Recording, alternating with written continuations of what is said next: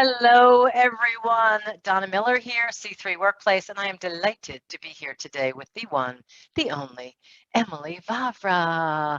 Emily, how are you today? Hello, I'm fabulous, Donna. I'm so excited to connect and continue our conversation. Yes, we started this during a roundtable discussion on mastering being memorable. And as always, Emily, you have so much fabulous content, tools, tips, experience to offer the audience that we ran out of time. And we couldn't get to everyone's questions. So as gracious as you are, you agreed to spend a little time with me here today. And we're going to just be going through some audience questions that came up. We think that you will find value in this as well. And I will start off with our first question. And Let's go. Remember, we've got this diverse audience. So the questions are kind of coming at us from different angles. And I hear this all the time as well. This is from Sherry Eisler, and Sherry says, business development people are always overwhelmed with information, including myself, and sometimes disorganized. How do you keep yourself organized and focused on what you need to do? This is such a beautiful question. I was actually just talking to Donna about this off camera, offline today. But here's the thing, we all deal with this from time to time. Our lives are constantly moving. You may have personal stuff dive in. You may have a new project put on your plate. You may be developing a new product. There's always going to be something. And so what I have found is that you find your daily organization, the way you make things organized and flow is through your daily activity. So slowing down to speed up is absolutely essential, and knowing that you cannot do it all at one time. This is where you're going to have to really prioritize what is it that is most important. And so I always, every day, in fact, before our call, I had my notebook out and I was writing down what are the top 5 things today that I need to get done to move my life and business forward. And that's my focus. Okay. So again, there's going to be other people's, wants and needs flying at me. There already is a bunch of things coming in this morning, but I have to focus on what I need to do. And so I think that, Donna, and maybe you can add into this, but most people know what they need to do. They just let other people hijack their calendars. Hijack is the perfect word, because that's exactly what happens. I think other people hijack us, and I think we allow ourselves to be hijacked by what I like to call the shiny object. There's always something else that can be done. And something I learned from your It's Emily method that has up-leveled my ability to focus, which is I do weekly planning. On Sunday night, I spend a little bit of time and I kind of look at my calendar, and I look at the different things that I want to do. And that's not only professionally, but it's personally as well. And it could be personal, like when am I going to work out? Or it could be personal, like something that's important to me is getting together with girlfriends. So on Sunday night, I look at what do I have to do? And then for me, it's always been about plotting it on my calendar. Yeah. And what is it? You manage what you measure. And so if it's on my calendar, it's going to get done. I'm going to stay focused to what's on my calendar, even to the extent that, I block time from here. What I've learned through Emily program is I do weekly planning on Sunday night. I sit down, I look at my calendar. What is it that I want to get done, both personally and professionally? I plot it on my calendar. If it is not on my calendar, it is not getting done. To the extent that I print my daily calendar for the day and then I exit Outlook. Because I also find that not only will I let people hijack me or things hijack me, but I have a tendency to let my email hijack me. Yeah. So I try to be very structured around checking my email twice a day, and that helps me to be a little bit more focused. Now, similarly, our next question relates, but a little bit of a different spin, from Amanda Gill. Do you find yourself getting stuck? How do you get unstuck? And have you ever considered even leaving your profession? Of course, you and I as business owners might have a different bit of a take on that, but how would you help Amanda with that question? Yeah, everyone I feel like has highs and lows, feels like they're stuck at times, whether you're creative and you have a creative block, or you're simply bored. And I look at the word stuck, and if you look at, there's the frequency scale of our emotions. Stuck is right there with bored. And that's a low frequency emotion, low energy. And so when you have low energy and you don't have inspiration for something, you're only going to get more of that. And so the first thing is awareness, which our person phoning in, typing in their question, they're aware, which is amazing. Okay. Most people aren't even aware that they're stuck. But then the second thing is to say, what can I do about this? And to assess the situation. Do you feel stuck because you have way too much on your plate and you need to delegate? I have been there so many times. And I know I need to hire people. I need to get help. Maybe I'm not operating in my zone of genius. So it feels very like Stuckville, USA. I feel very stagnant. Or maybe, just maybe you've hit your ceiling in what you're currently doing. And I have a friend that every 10 years they change professions because they seem to just master it in 10 years. And their core value is growth. And they need to continue to grow as a human. And so maybe you do need to switch. Maybe you've hit your time, your allowance, and where you're currently at, and make that switch. And so, yes, I've done that over and over again. I've had to reinvent myself, going through relationship stuff, going through business stuff. Even when COVID hit, I reinvented myself, and that's when I came out with It's Emily. So absolutely, but you're on the right path because you're aware. Now you just need to do something about it. I completely agree. And the thing I would add to that also is, I think it's important for people to get very clear on their why. Why do they do what they do? You talked about your friend had a value of growth. That's what really got him up in the morning and going. He wanted to be in that growth mode. So I think it's a combination of getting really clear on your why, both what your values are, but also where are you trying to get to? What does someday look like? What is it if your life was everything you wanted it to be? What would that be? What would you be doing? How would you be interacting with people? And I think that if you take the time to get clear on your why and do a little visioning around your someday, when you hit those stuck points, if you are just a little unmotivated or a little weary, tapping back into your why and your someday, I think, is what can get you a little bit unstuck.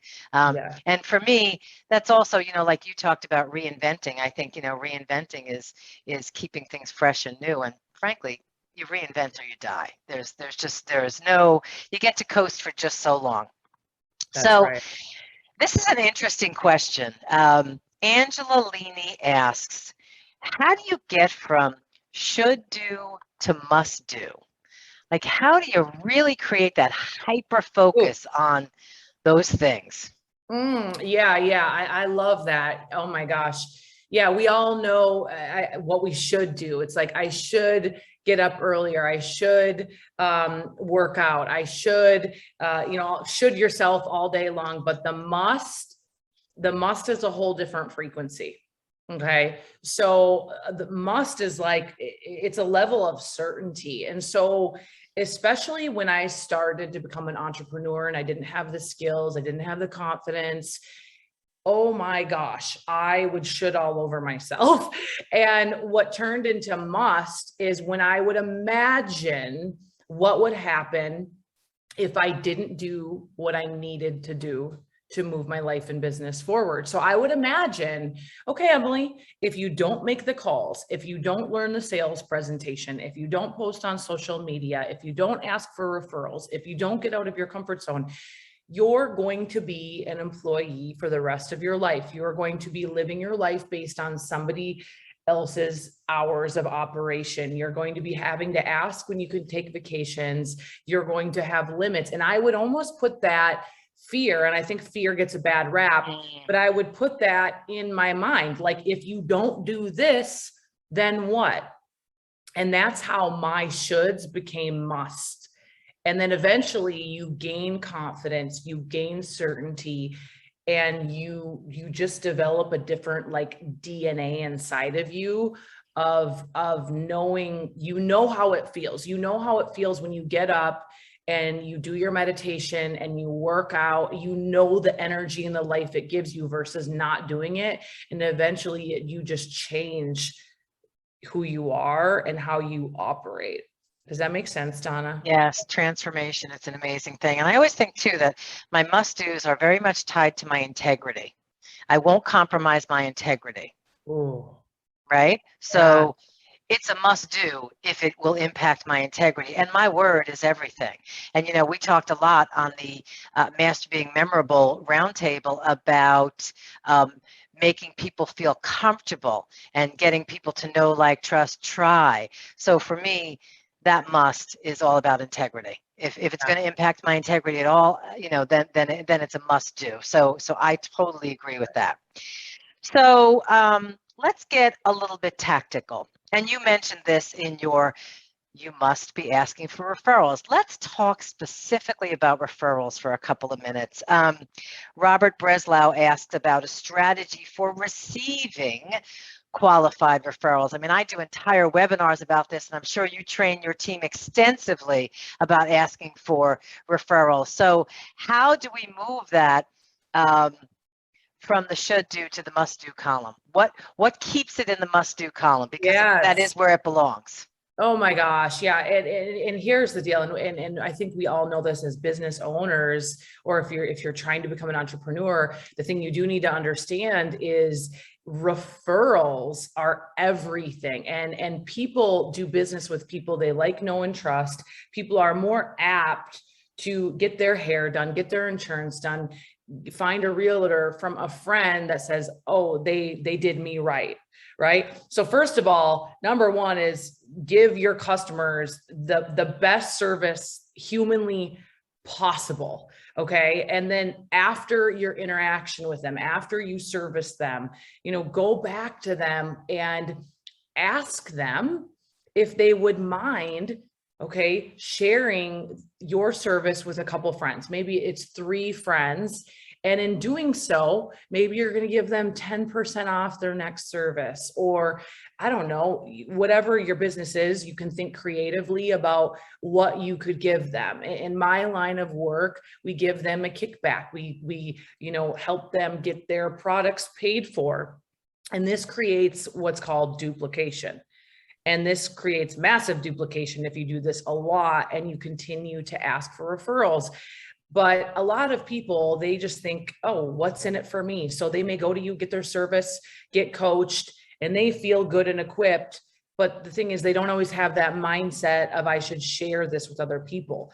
So we as business owners have to bring it up, have to ask, hey, do you know anyone that is X, Y, and Z? So I always ask people, hey, you know, do you know anyone that is super motivated, has a positive attitude, and loves the health and wellness space that you could put me in touch with? Do you know anyone? And then insert the qualities, the person that you're really looking for to service. What do you think about that, Donna? I totally agree. And so my world is kind of the B2B, business to business world. So to me, the number one way to receive referrals is to make sure I'm giving referrals. So as I'm out there networking, I'm networking. I'm networking with like everyone I know in my mind, especially my centers of influence. So, you know, I have centers of influence and strategic partners, and our goal is to send each other referrals. So when I'm out there in the world, I'm keeping everyone in mind. And I think this applies to our B2C people, to our B2B people. And I think it also applies to our corporate people because we're entrepreneurs, but they're intrapreneurs. Yeah. In order to be really successful in their career, they have to think like business owners within their corporation. So asking for referrals may be asking for a sale, or it may be, hey, we've got an open position. Do you know anyone? Yeah. So this concept of asking for what you're looking for, the thing I teach people to do as well is, there's a phrase I've learned in Sandler training, which I love. And my standard ask for a referral is, I don't suppose you know anyone who owns a business that is struggling with an inconsistent pipeline. They're wearing too many hats, they're working too many hours, and they can't figure out what to do first. I'd love to have a conversation with that person. So I think you have to find your language, and then you have to equip your referral sources with that language. Yeah. You can literally do it in a cut and paste to make it really easy. So I think, you know, referrals are just so important, and it amazes me how many people don't have a plan to ask for referrals. Right. But, you know, Yeah, and they don't exercise that muscle. I mean, maybe you right. think about it. So I always recommend building it into your calendar. Exactly. So, you know, when I work with people as a business growth consultant, I help them create a cookbook of behaviors, because you manage what you measure. So you can't set a quota for how many referrals you'll receive, but you can set a quota for how often you'll ask and how often you'll give. And trust me, that has energy, and that energy is going to come back to you in referrals. And I could go on for hours about this, but I won't. I think you get the point. I think we've made the point. What do you think, Emily? So good. I think we've made the point. Okay. So something that I'd love to talk to you a bit about in mastering being memorable is you have earned your way onto some very big stages. And one question that came from, let's see, Andrea Elliott: how do you go about being an expert to be asked to contribute to big platforms? So what was that? You know, that's, you know, now you've got a big audience, you're mastering being memorable. How do you get to that big stage? Yeah, very, very good. Well, you know, I would think to yourself, what am I an expert in? What do I love talking about? And maybe you don't even consider yourself an expert in something. But when you really think about it, you've put in 10,000 hours, Malcolm Gladwell's 10,000 hours of it. You could easily be an expert, and maybe you've raised twins and you have it down pat on how do you operate as maybe you're a single mom that's raised twins. That could literally be something you're an expert in. Okay. I could think of 1,000 categories we could be experts in, but I think it's niching down, really figuring out what's your message, what's your unique ability, and then start living it. Start posting it on social media. When you meet people at networking events, start telling them, I am a speaker on these subjects. And they don't need to know if you've never spoke on a big stage before. They absolutely don't. Okay, you start manifesting it, you start speaking it into existence. But then what if I were you? I would start asking people, hey, can I train your group? And you're going to have to do some things for free. I have grinded my face off. I have given myself to audiences of 150,000 people for free. Okay. And you gotta have it in mind and understand that speaking isn't about like making money.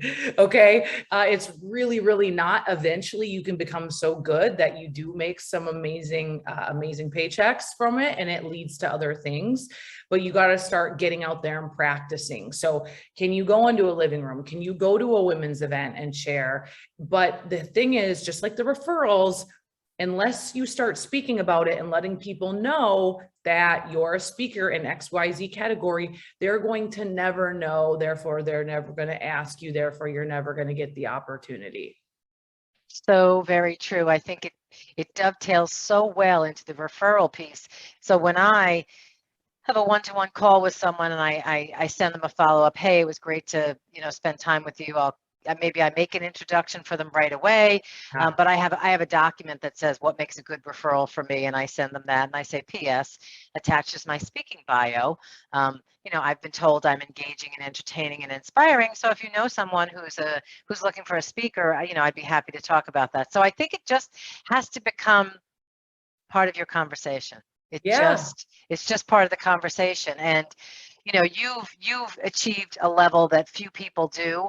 But I've seen even for myself in my corner of the world, going from a Chamber of Commerce to Thrive Global to, Stevie Awards, it gains its own momentum. And so I think it's a really important part of what we all do as thought leaders in whatever field we are in.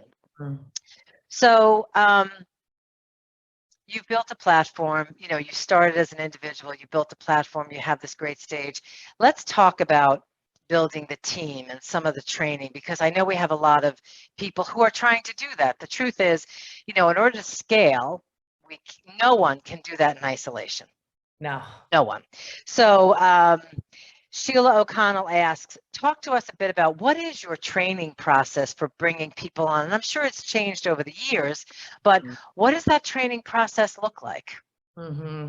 Yeah, and it depends on what particular business we're talking about. In my network marketing business, people are coming in that want to build a business, and then I have more of a training process for a new employee that's coming on for my other business. So, but the key word is process. Okay, and systems. And so this absolutely ends up freeing you up. It creates a beautiful line of communication, because when you're bringing anybody into a business, okay, there needs to be communication about expectations. And I have found, whether people have employees that are friends of mine, or they run major corporations, or, they're in network marketing, a lot of times the number one thing they lack is communication. So people don't know exactly what's expected of them to the degree. And, we just create those lines, and that creates resentment and this whole thing. So number one, you need to have a system in place. So I have an onboarding system where I ask them questions, what they're looking for, how much money do they want to make, what their vision is, what their goals are. I mean, I really want to get to know them. I want to figure out what's their zone of genius. What are they very gifted in? I mean, I work with some people, they're the best planners. They could have the best, event. They're so gifted and talented at that. But when it comes to speaking, not so much, right? When it comes to technology, not so much. And so it's figuring out what are people's wheelhouses, so they then can land in their zone of genius, and they can execute and crush it for you in those arenas. That's fabulous. And, we talk about zone of genius a lot, and I think that it is the kinder, gentler way to get massive results. And I agree with you that onboarding, whether it's a team member or a client, it's a process. And I have a small team, but we have documentation, and that documentation allows us to replicate anytime we hire someone new. They get the onboarding manual. The onboarding manual has links to all current videos and trainings.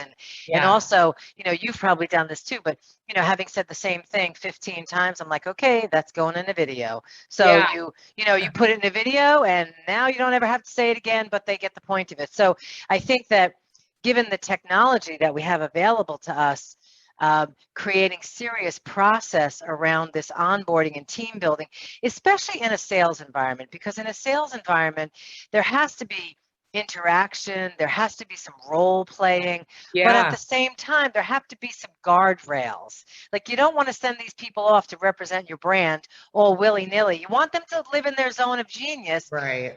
But they've got to have some, some parameters that they have to live within. And I think documenting all of that is really important. Emily, something that I think is really important, and, we're bumping up against our end time here, so I kind of want to end with this and whatever else you have. But I really believe that one of the things that builds organizations is culture.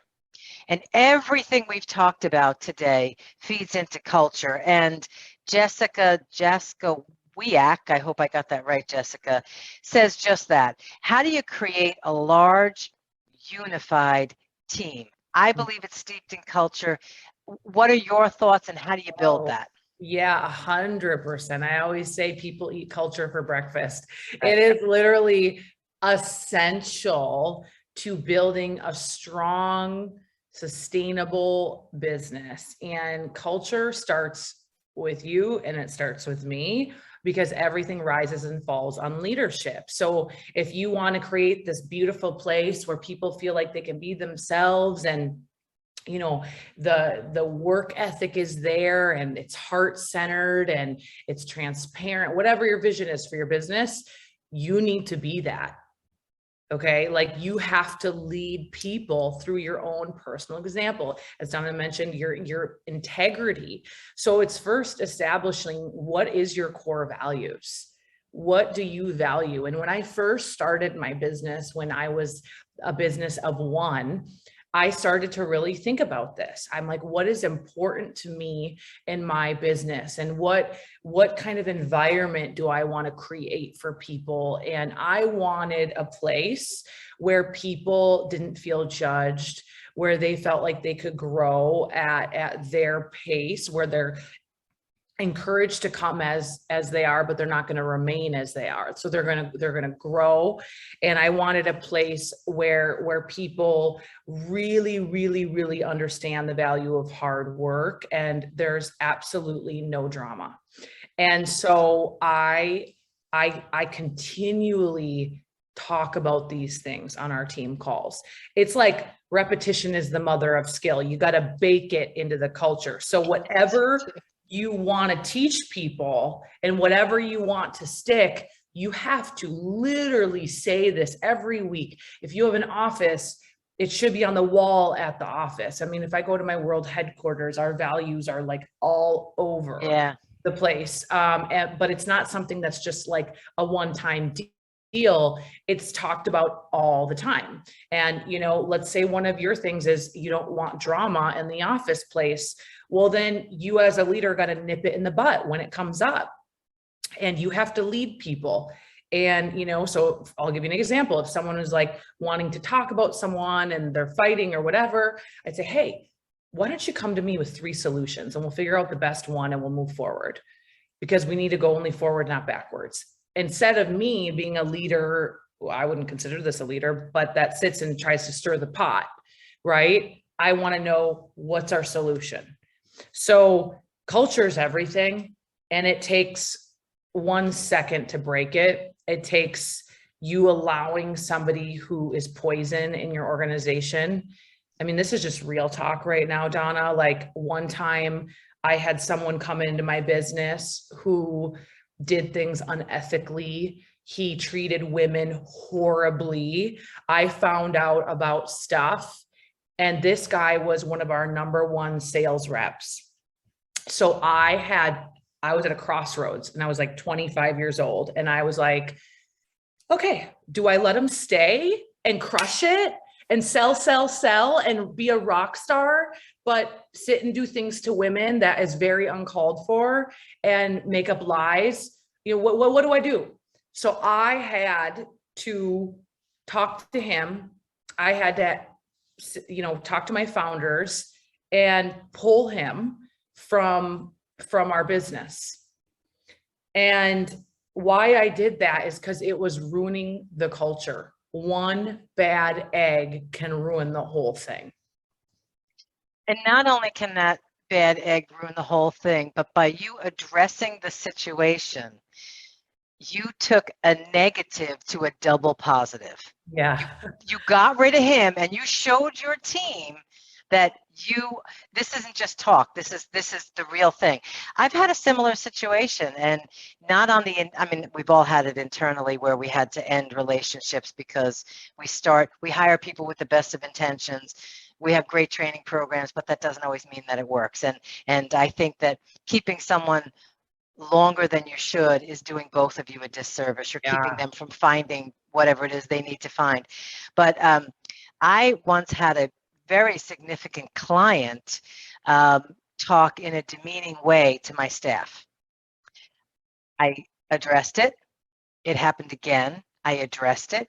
It happened again, and I fired the client. Good for you. You know, so, and I said to the girls, listen, I have your back. I'm not saying the customer's always right. I actually disagree with that. I think the customer always gets the benefit of the doubt. Right. But that doesn't mean the customer is always right. And so I think that when you protect your culture fiercely, it amplifies that culture. I mean, you know, at C3 Workplace, it's connect, collaborate, community. That's really what we believe. That's our secret sauce. We live it out loud. And so it's my job as the leader to create an environment that's fertile for that. And at the same time, you talked about culture being steeped in leadership. One thing that I think is really important, and I want to leave with all our listeners, is everyone leads from exactly where they are. Everyone is a leader. Everyone gets to set an example. And those leadership moments for all of us are, I believe, what can really take our business or our career to the next level. And they're great opportunities. They're often a little scary, but they're great opportunities. Oh, 100%. I'm so glad you said that. Yeah, it's not, leadership is not a title or a position. It's a decision. Leadership is a decision. And the moment you step into that and you act as the leader and you take radical responsibility, you want to talk about becoming memorable and influential. It's radical responsibility for your life, for how you show up. It's your actions. It's how you treat other people. That's it. That's it. I have never met an influential person, a memorable person who blames everybody for everything. Have you? Never. Yeah. That is such a great full circle and a great jumping off point. Emily, you are amazing. I love what you're doing. I'm so grateful for our time together. I know that our audience is going to pick up a lot of great pointers from this. So thank you, my friend. Thank you.